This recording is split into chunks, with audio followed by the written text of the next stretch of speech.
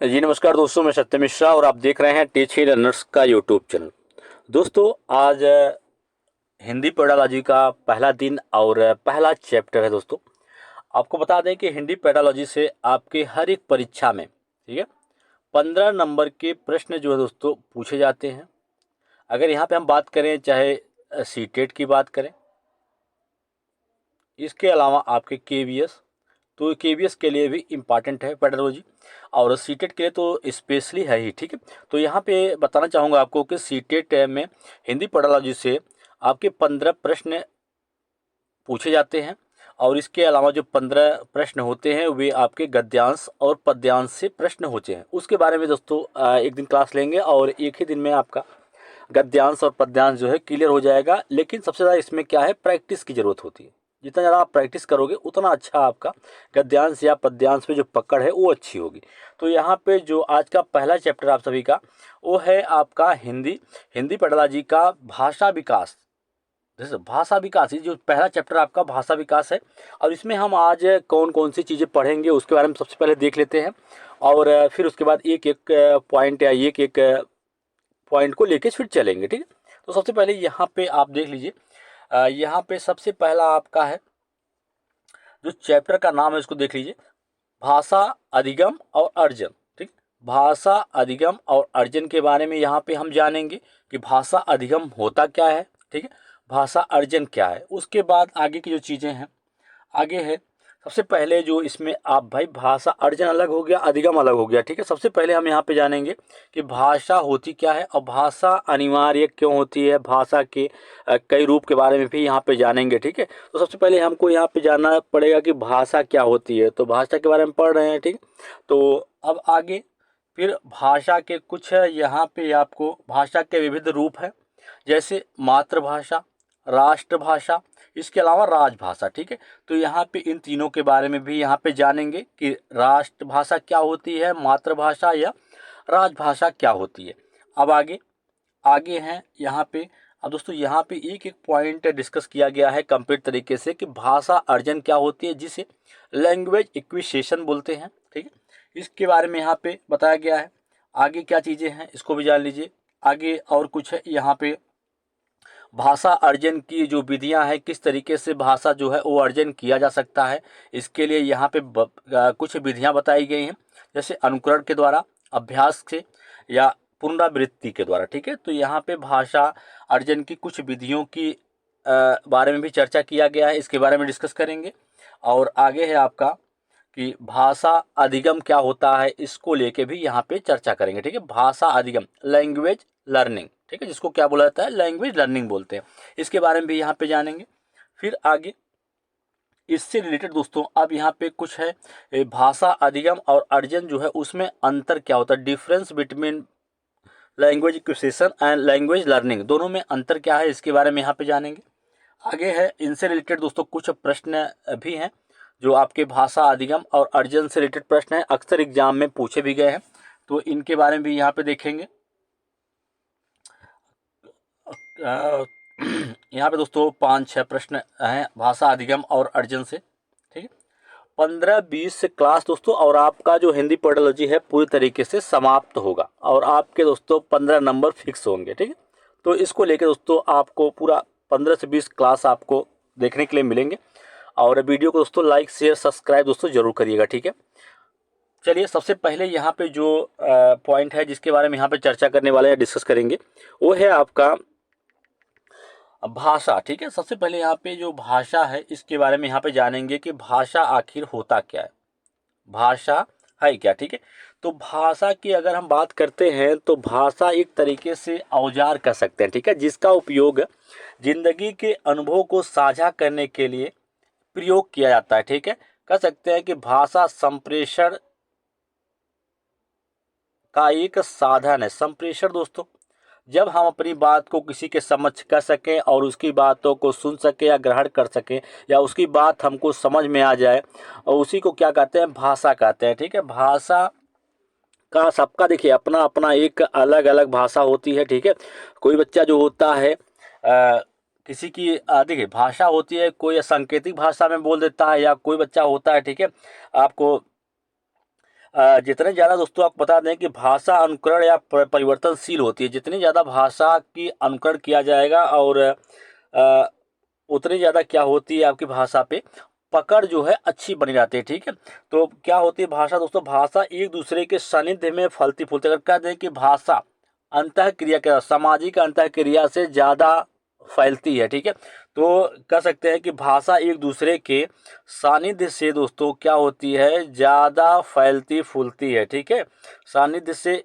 ज़्यादा फलती फूलती है। जितना एक दूसरे के संपर्क में रहेंगे उतनी ज़्यादा हमारी भाषा पे जो पकड़ है वो उतना अच्छा मजबूत होगा। ठीक है, अब कह सकते हैं कि भाषा संज्ञानात्मक और सामाजिकता को जन्म देती है। दोस्तों जितना अच्छा आप देखे होंगे कि जितना अच्छा भाषा पे पकड़ बच्चे की होगी उतने अच्छे तरीके से हम अपनी बातों को कर सकते हैं और दूसरे की बात को जान भी सकते हैं। ठीक है, भाषा एक माध्यम होता है जिससे हम अपने अनुभवों को दूसरों से साझा कर सकते हैं। ठीक है, और उसके खुद के अनुभव को हम जान सकते हैं। ठीक है, भाषा हर एक के लिए अपनी भाषा बनी हुई है, हर एक के लिए भाषा जरूरी भी है। ठीक है, कहीं भी आप जाएंगे और अगर आपको भाषा भी पता नहीं दोस्तों तो आप फिर अपनी चीज़ों को या अपनी बातों को कहीं पे कह नहीं पाएंगे। ठीक है, और भाषा की अगर हम बात करें तो एक तरीके से हजारों प्रकार की भाषाएं जो हैं वो बोली जाती हैं। ठीक है, जो साधारण अपने भाषियों को छोड़ और लोगों की समझ में नहीं आती हैं।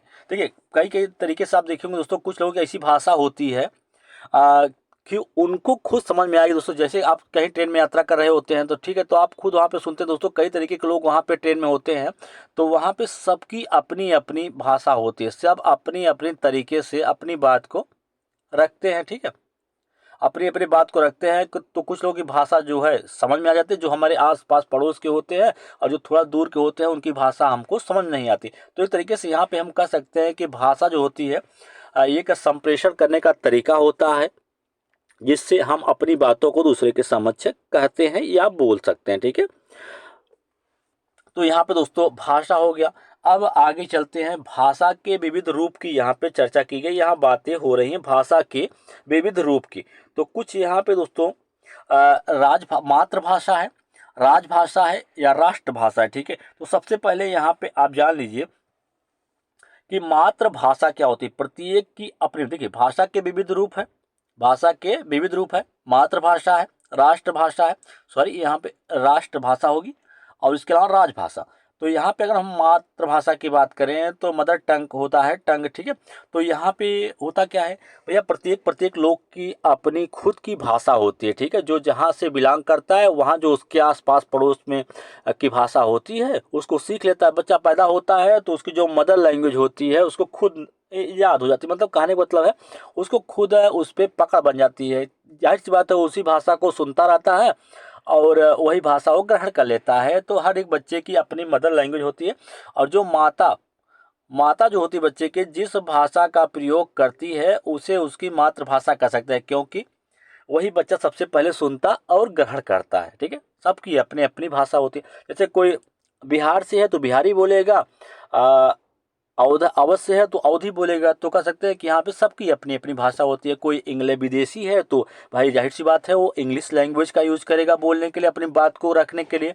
अब यहाँ पे राष्ट्रभाषा, राष्ट्रभाषा की बात करें तो भारतीय संविधान में भारत की कोई राष्ट्रभाषा नहीं दोस्तों। अब सबसे बड़ा ये है चीजें हैं कि राष्ट्रभाषा यहाँ पे अगर हम बात करें तो कोई भी राष्ट्रभाषा जो है वो नहीं है। ठीक है, ये सबसे बड़ा दुर्भाग्य या भाग कह सकते हैं कि कोई भी राष्ट्रभाषा नहीं, क्योंकि भारत जो है बहुभाषिता का देश है, इसलिए यहाँ पे कोई भी राष्ट्रभाषा नहीं है। सरकार ने 22 भाषाओं को आधिकारिक रूप से, यहाँ पे दोस्तों 22 भाषाएं हैं लेकिन ये इसकी कोई राष्ट्रभाषा नहीं है। ठीक है, 22 भाषाओं में फिलहाल आप जान लीजिए कि असमी है, उर्दू है, कन्नड़ है, कश्मीरी है, कोंकणी है, मैथिली है, मलयालम है, मणिपुरी है, मराठी है, नेपाली, उड़िया या पंजाबी, संस्कृत, सिंधी, तमिल, तेलुगु, बोडो, डोगरी, बंगाली और गुजराती। कई भाषाएं दोस्तों लेकिन कोई राष्ट्रभाषा नहीं है। ठीक है, अब यहाँ पे अगर हम बात करें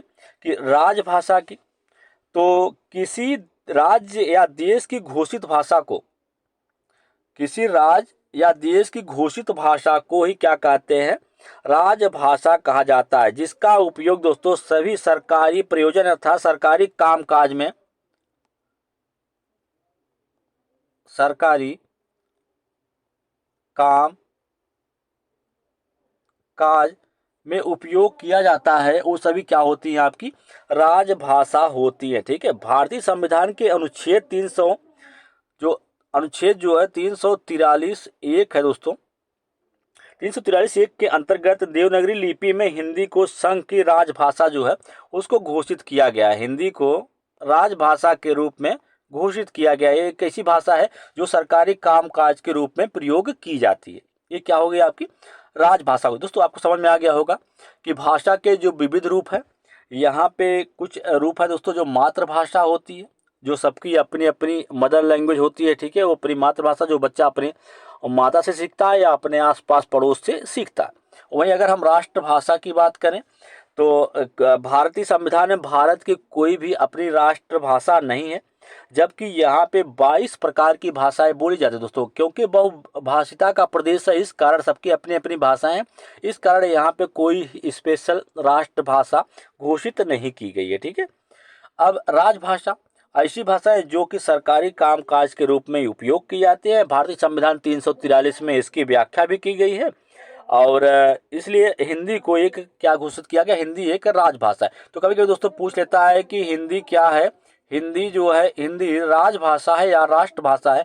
तो हिंदी दोस्तों आपको पता होनी चाहिए कि हिंदी क्या है, राजभाषा है और राष्ट्रभाषा कोई भी भारत की नहीं। चलिए आगे चलते हैं, अगला पॉइंट है। अब यहाँ पे दोस्तों भाषा अर्जन की बात करेंगे। ठीक है, भाषा जिसके लैंग्वेज एक्विजिशन बोला जाता है। ठीक है, भाषा अर्जन, भाषा अर्जन क्या होती है अगर यहाँ पे हम बात करें भाषा अर्जन की, तो भाषा अर्जन एक अवचेतन प्रक्रिया होती है जिसमें चेतना की जरूरत नहीं होती। बच्चा जो है जिस माहौल में रहेगा वहाँ की वैसी जो भाषा होती है उसको ग्रहण कर लेगा। ठीक है, कहने का मतलब है कि सभी बच्चों में, देखिए यहाँ पे दिया गया ना, सभी बच्चों में भाषा अर्जन की जो होती है क्षमता होती है। कोई बच्चा दोस्तों जहाँ पे जिस माहौल में पैदा होता है वो बच्चा जो होता है वहाँ की भाषा को सीख लेगा। तो जैसे कोई बच्चा, मान लीजिए कि कोई बच्चा जो है वो पैदा हो गया आपके इंडिया में और कोई बच्चा जो है दोस्तों अमेरिका या कहीं पैदा हुआ, तो जहाँ रहेगा वहाँ की वो भाषा सीखेगा। ठीक है, अब अवध में पैदा हुआ है तो अवधी भाषा, या बिहार में तो बिहारी, और अगर इंग्लैंड में पैदा हुआ है तो वहाँ अंग्रेजी बोलेगा। जाहिर सी बात है कि सभी बच्चों में जो भाषा अर्जन की क्षमता होती है वो स्वाभाविक होती है। दोस्तों यहाँ पे आप देख सकते हैं ना कि स्वाभाविक होती है। चीज़ें पूछी जाती है कि भाषा अर्जन की जो क्षमता होती है कैसी होती है, स्वाभाविक होती है। भाषा अर्जन एक स्वाभाविक प्रक्रिया होती है। भाषा अर्जन बालक बनाते विद्यालय जाए भी कर लेता है। दोस्तों यहाँ पे कहा गया ना कि जो भाषा अर्जन होता है बिना विद्यालय गए, बच्चा जो होता है बिना विद्यालय गए ही भाषा अर्जन कर लेता है। ठीक है, जाहिर सी बात है जो उसके माहौल में चीज़ें होती हैं उसको सुनते सुनते उसको याद हो जाती है। आप खुद देखो दोस्तों, बच्चा जो है भाषा का बहुत ही अच्छी तरीके से प्रयोग कर सकता है, बोल सकता है, अपनी बातों कर सकता है, लेकिन उस चीज़ को लिख के प्रेजेंट नहीं कर सकता क्योंकि वो सिर्फ सुन के ग्रहण किया उन सब चीज़ों को। ठीक है, भाषा अर्जन एक अवचेतन प्रक्रिया है। बार बार पूछता है कि अचेतन प्रक्रिया है या अवचेतन प्रक्रिया है, तो भाषा अर्जन, तो दोस्तों भाषा अर्जन क्या है, एक अवचेतन प्रक्रिया होती है। सभी बच्चों में भाषा अर्जन की जो क्षमता होती है स्वाभाविक होती है। भाषा अर्जन बालक विद्यालय जाए भी कर सकता है, बिना विद्यालय गए ही बच्चा जो होता है भाषा अर्जन जो है वो कर सकता है। ठीक है, आगे कुछ और चीज़ें हैं भाषा अर्जन को लेके कि इसमें क्या होता है, बालक के सीखने की प्रक्रिया दोस्तों होती है व्याकरणिक नियमों से पूर्णतः अनभिज्ञ होती है। दोस्तों बच्चा जो है क्या यूज कर रहा है, क्या बोल रहा है, उसको खुद नहीं समझ आता क्योंकि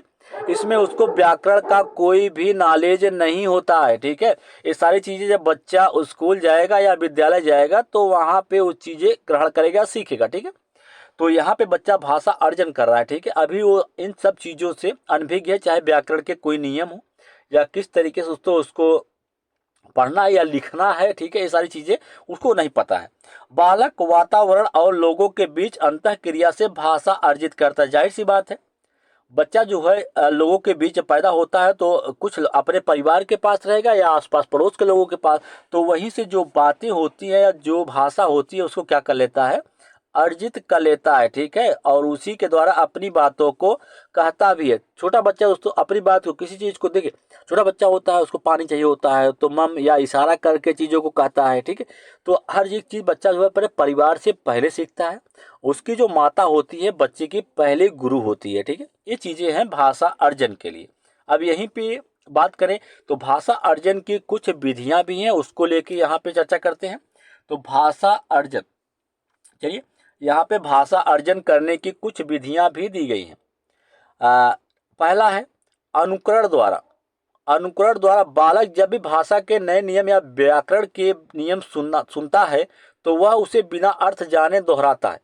इसके द्वारा वह इन नियमों को आत्मसात कर अपने भाषा प्रयोग में लाने लेता है। तो जाहिर सी बात है दोस्तों, जब कोई बोलता रहता है तो बच्चा क्या है, उन्हीं चीज़ों को अनुकरण करता रहता है। अनुकरण आप खुद देखेंगे, बच्चा जो है टीवी देखता रहता है तो टीवी में कुछ चीज़ें देख के या मोबाइल में देख के कुछ चीज़ों का खुद अनुकरण कर लेता है, ठीक है, और उसे अपने भाषा में के प्रयोग में लाने लगता है, ठीक है। तो अनुकरण के द्वारा भी बच्चा सीखता है। वहीं अभ्यास, अभ्यास से भाषा के नए नियमों और रूपों का विद्यार्थी बार बार अभ्यास करते हैं, जिससे नियम उनके भाषा प्रयोग में शामिल हो जाते हैं। दोस्तों कोई भी चीज़ होता है, अगर हम अभ्यास करेंगे तो चीज़ों उस पर भाषा, देखिए भाषा कोई भाषा हो, जितना ज़्यादा अभ्यास किया जाएगा उस पर उतनी अच्छी पकड़ जो है वो बनती चली जाएगी, ठीक। कोई भी भाषा हो, ठीक।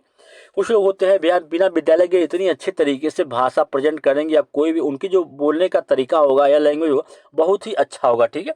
तो अभ्यास के द्वारा भी बच्चा जो है वो अर्जन कर सकता है।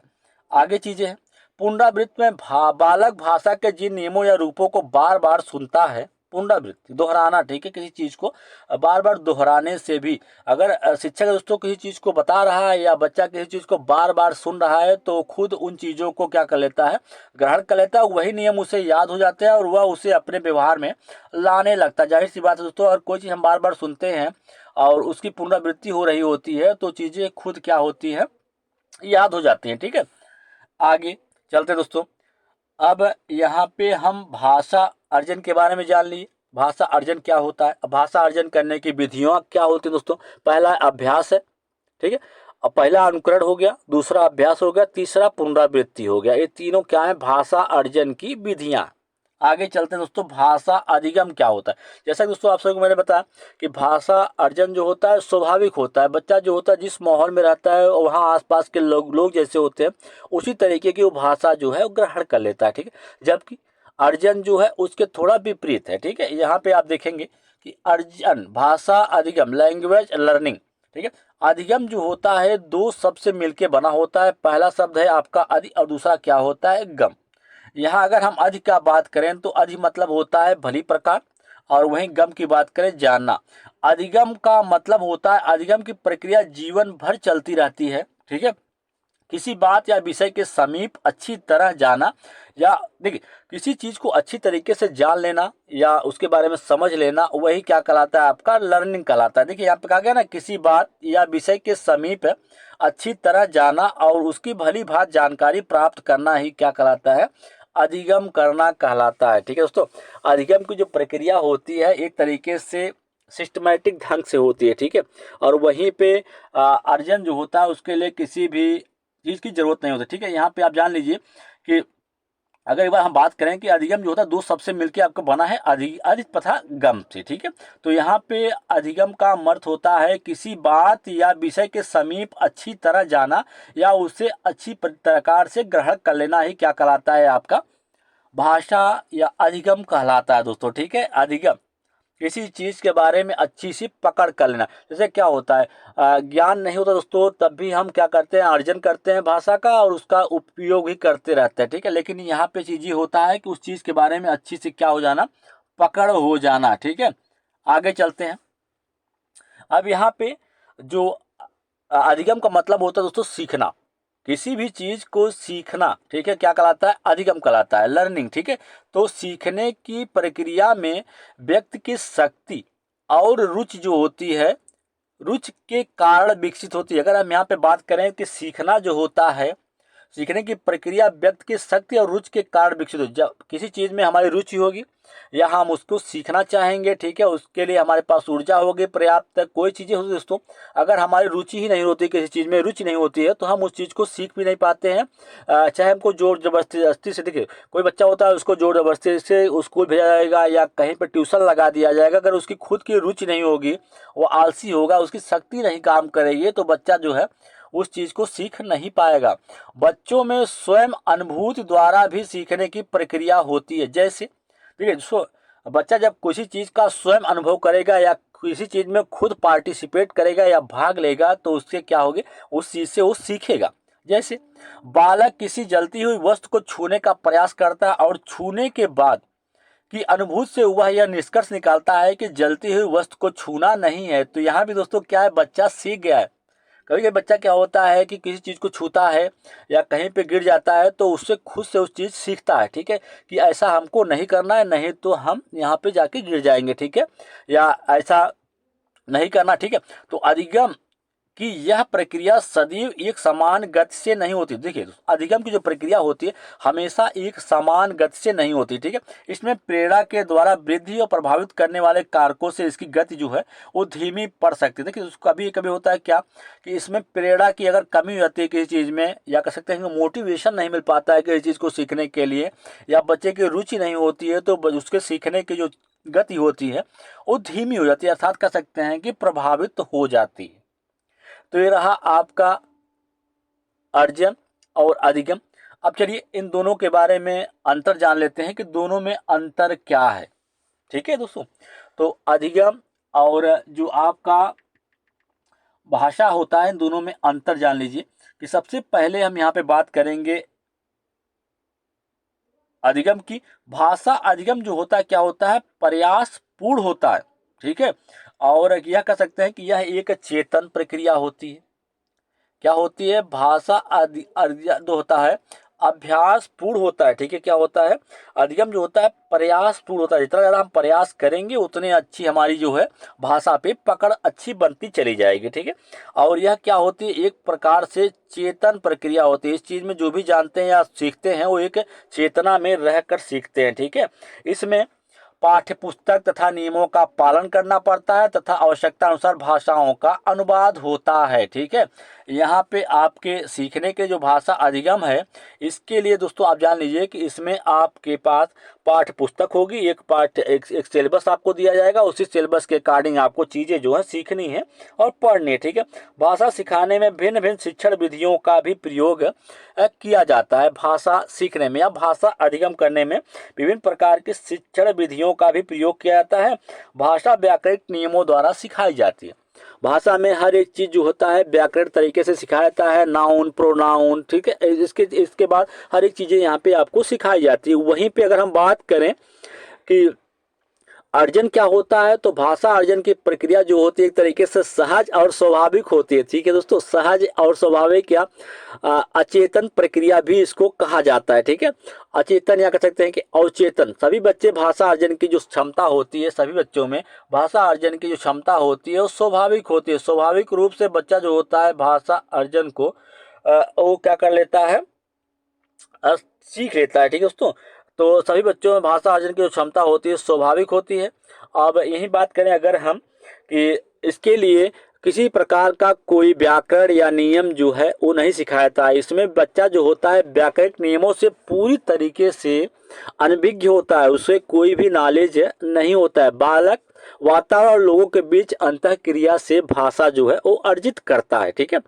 और बालक भाषा अर्जन में सक्रिय भूमिका निभाते हुए नियमों को आत्मसात करते हैं। कहने का मतलब बच्चा जो है इसमें खुद सक्रिय रहता है और जो भी नियम सुनता है उसी को क्या कर लेता है, अपने जीवन में आत्मसात कर लेता है या उन्हीं प्रयोग जो है वो करने लगता है, ठीक है। फिर से आप एक बार सुनेंगे यहाँ पे कि भाषा अधिगम और अर्जन। तो भाषा अधिगम की जो प्रक्रिया होती है वो प्रयास पूर्ण होती है और यह एक तरीके की क्या होती है, चेतन प्रक्रिया होती है। और इसमें पाठ्य पुस्तक तथा नियमों का पालन करना पड़ता है और भाषा व्याकरणिक नियमों द्वारा सिखाई जाती है, ठीक है। और भाषा सिखाने में या भाषा अधिगम करने में भिन्न भिन्न प्रकार की जो शिक्षण विधियां होती हैं उनका भी प्रयोग यहाँ पे किया जाता है। और वहीं अगर हम बात करें दोस्तों भाषा अर्जन की, तो भाषा अर्जन की प्रक्रिया क्या होती है, सहज होती है और स्वाभाविक होती है, ठीक है, और अगर और अनौपचारिक होती है, ठीक है। और वह क्या करें, आपको बता दें कि वह अपने तात्कालिक और सांस्कृतिक परिवेश में बोले जाने वाले ध्वनियों तथा शब्दों एवं वाक्यों को ग्रहण करता है और बोलने का प्रयास करता है, ठीक है। और भाषा अर्जन एक अवचेतन प्रक्रिया होती है। सभी बच्चों में भाषा अर्जन की जो क्षमता होती है वो जन्मजात होती है, ठीक है। और बालक भाषा अर्जन में सक्रिय भूमिका निभाते हुए जो भी नियम होते हैं उनको सीख के और उनका आत्मसात करता है या उनका प्रयोग करता है। बालक अपने वातावरण और लोगों के बीच अंतःक्रिया के द्वारा भाषा जो है उसको अच्छी तरीके से क्या कर लेता है, अर्जित कर लेता है। अब दोस्तों आगे चलते हैं यहाँ पे। अब इसी भाषा अधिगम और अर्जन से रिलेटेड कुछ प्रश्न यहाँ पे हैं, उनके बारे में चर्चा करेंगे, ठीक है। और ये वीडियो दोस्तों शेयर जरूर करिएगा। सबसे पहला प्रश्न है यहाँ पे कि हिंदी भाषा की कक्षा में एक बच्चा बोलते समय अपनी मातृभाषा के शब्दों का प्रयोग करता है।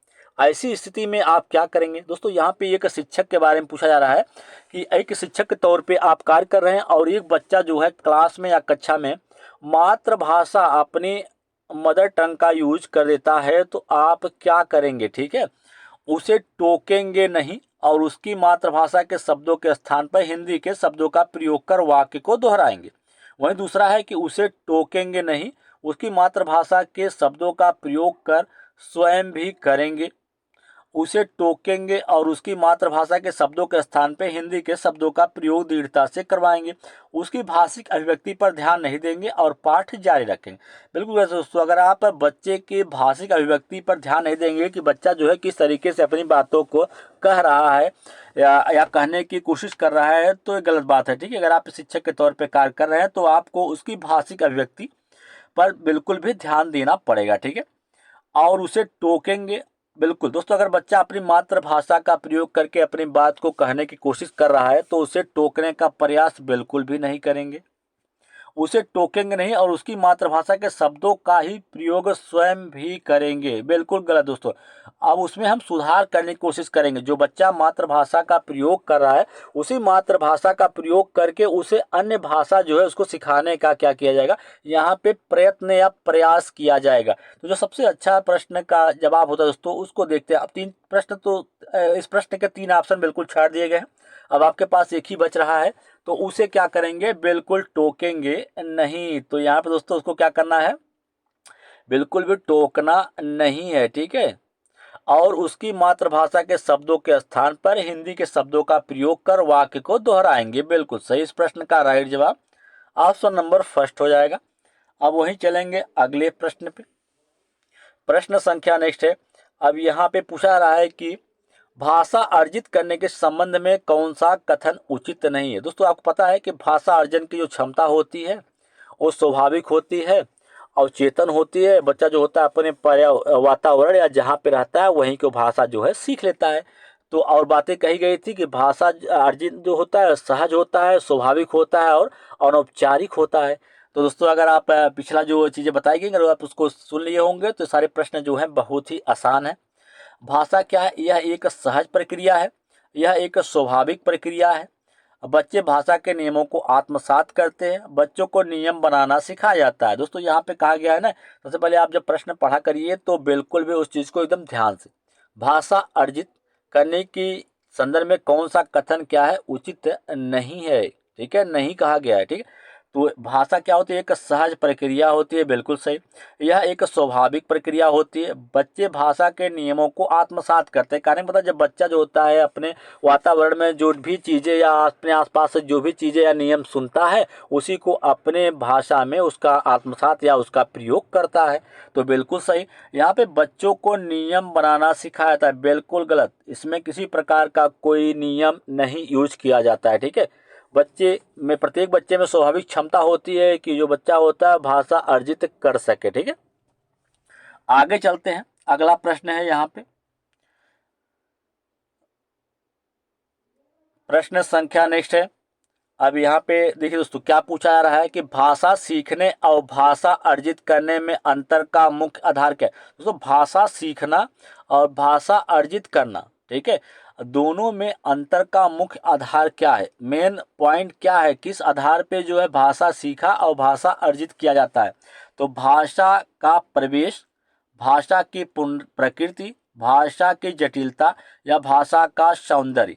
तो भाषा का प्रवेश, आप देखिए दोस्तों, जहाँ पे भाषा सीखने भाषा अर्जित करने में मुख्य अंतर क्या होता है, भाषा का प्रवेश, जैसा प्रवेश होगा या जैसा माहौल होगा वहाँ बच्चा उसी तरीके का भाषा सीखेगा। ठीक है, अब कहीं पे भाषा अंग्रेजी बोली जा रही है तो बच्चा वहाँ पे अंग्रेजी सीख लेगा, और कहीं पे हिंदी बोली जा रही है तो वहाँ पे बच्चा क्या करेगा, हिंदी सीख लेगा। कहने का मतलब जैसा प्रवेश होगा या माहौल होगा या समृद्ध प्रवेश होगा उसी तरीके से बच्चा जो है भाषा को ग्रहण करेगा या सीखेगा। अगला प्रश्न है, अगले प्रश्न पे चलते हैं यहाँ पे। अब यहाँ आपके सामने दोस्तों अगला प्रश्न है, यहाँ पे पूछा रहा है कि प्राथमिक स्तर पर भाषा सीखने सिखाने की सबसे पहली शर्त क्या है।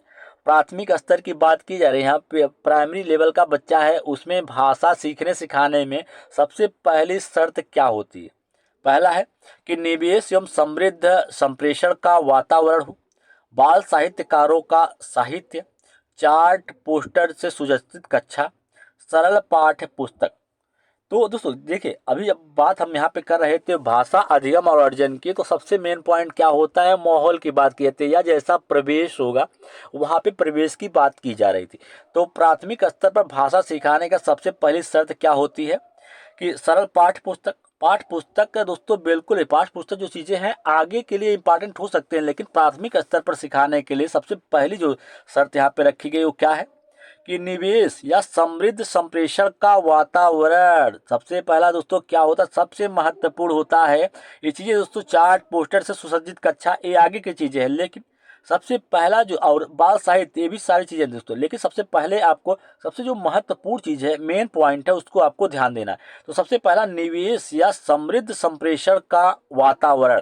तो जो बच्चा दोस्तों ऐसा वातावरण या ऐसा माहौल हो जैसे वो अपनी बातों को कह सके या अपनी चीज़ों को बता सके। ठीक है, तो सबसे पहला जो चीज़ होता है भाषा सिखाने में वो होता है निवेश समृद्ध संप्रेषण का जो माहौल होता है, वातावरण जिसको बोलते हैं। ठीक है, वो होता है। ठीक है, चलिए अगले प्रश्न पे चलते हैं दोस्तों। अगला प्रश्न यहाँ पे आपके सामने आ चुका है।